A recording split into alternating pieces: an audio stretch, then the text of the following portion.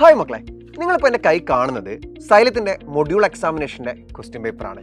ഈ ഒരു question paper mathematics എക്സാമിനേഷൻ്റെ question പേപ്പറാണ്. നമ്മൾ അസ്ത്ര ബാച്ച് തുടങ്ങിയ സമയത്ത് നിങ്ങളോട് എല്ലാവരോടും പ്രോമിസ് ചെയ്തതാണ്, ഓരോ ചാപ്റ്റർ സൈലത്തിൽ കംപ്ലീറ്റ് ചെയ്യുമ്പോഴും നമ്മൾ അതിൻ്റെ ചാപ്റ്റർ വൈസ് എക്സാംസ് കൃത്യമായിട്ട് കണ്ടക്ട് ചെയ്യുന്നു. പറഞ്ഞ പോലെ തന്നെ നമ്മൾ ഫസ്റ്റ് ചാപ്റ്റർ മുതൽ ഓരോ ചാപ്റ്റർ കഴിയുമ്പോഴും ചാപ്റ്റർ വൈസ് എക്സാംസ് കണ്ടക്ട് ചെയ്തു. അതിൻ്റെ വീഡിയോ സൊല്യൂഷൻ ബാച്ചിൽ അസ്ത്ര ബാച്ചിൽ തന്നെ നിങ്ങളുടെ അടുത്തേക്ക് എത്തിക്കുകയുണ്ടായി. പിന്നെ നമ്മൾ പറഞ്ഞ മറ്റൊരു കാര്യമാണ്, 4 ചാപ്റ്റേഴ്സ് കൂടുമ്പോൾ മാത്സിലാണെങ്കിൽ 4 ചാപ്റ്റേഴ്സ്, സയൻസിൽ 3 ചാപ്റ്റേഴ്സ്, അങ്ങനെ എടുത്തിട്ട് നമ്മൾ ഒരു മൊഡ്യൂൾ എക്സാമിനേഷൻ കണ്ടക്ട് ചെയ്യുന്നത്. നമ്മൾ ഈ അക്കാദമിക് ഇയറിനെ പല മൊഡ്യൂൾസ് ആയിട്ട് സ്പ്ലിറ്റ് ചെയ്തിട്ട് മൊഡ്യൂൾ വൈസ് എക്സാമിനേഷൻസ് ഈ അക്കാദമിക് ഇയറിൽ മുഴുവൻ നിങ്ങൾക്ക് വേണ്ടിയിട്ടുണ്ടാകുമെന്ന്. അതിൻ്റെ ഫസ്റ്റ് മൊഡ്യൂൾ എക്സാമിനേഷൻ്റെ ക്വസ്റ്റ്യൻ പേപ്പറാണ് നിങ്ങൾ എൻ്റെ കയ്യിൽ കണ്ടുകൊണ്ടിരിക്കുന്നത്.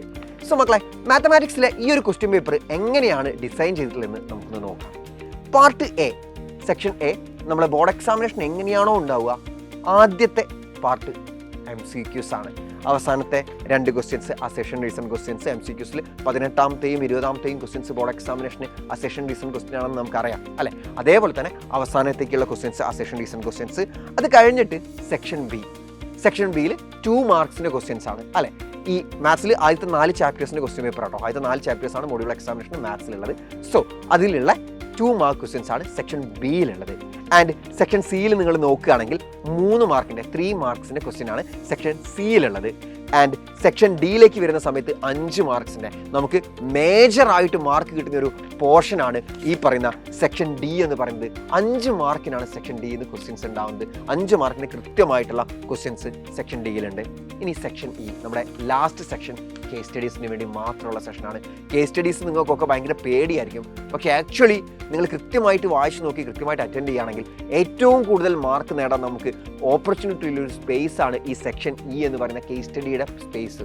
കാരണം അവിടെയുള്ള ക്വസ്റ്റ്യൻസ് എല്ലാം അധിക ക്വസ്റ്റ്യൻസും ഒരു 90% of the questions will be very easy.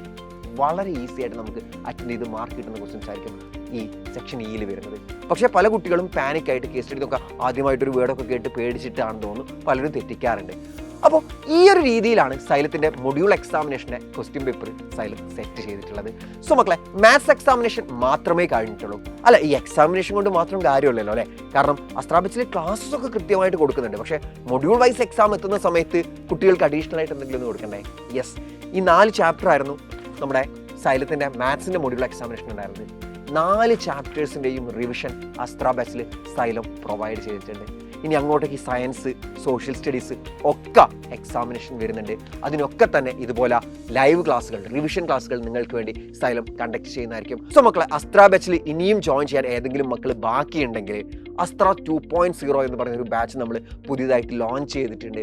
So മക്കളെല്ലാവരും പെട്ടെന്ന് തന്നെ ആ ബാച്ചിൽ ജോയിൻ ചെയ്യുക. ഈ റിവിഷൻ ക്ലാസ്സും കൂടി അറ്റൻഡ് ചെയ്തിട്ട് വരുന്ന മൊഡ്യൂൾ എക്സാമിനേഷൻസും കൂടി അറ്റൻഡ് ചെയ്യുക. ഈ ഒരു അക്കാദമിക് ഇയറിൻ്റെ അവസാനം ബോർഡ് എക്സാമിനേഷനൊക്കെ എഴുതി റിസൾട്ട് വന്നു കഴിഞ്ഞാൽ 95% എബോവ് മാർക്ക് വാങ്ങിയവരുടെ കൂട്ടത്തിൽ നിങ്ങൾ ഓരോരുത്തരും ഉണ്ടാവുമെന്ന ഉറപ്പാണ് ഞങ്ങൾക്ക് നിങ്ങൾക്ക് തരാനുള്ളത്.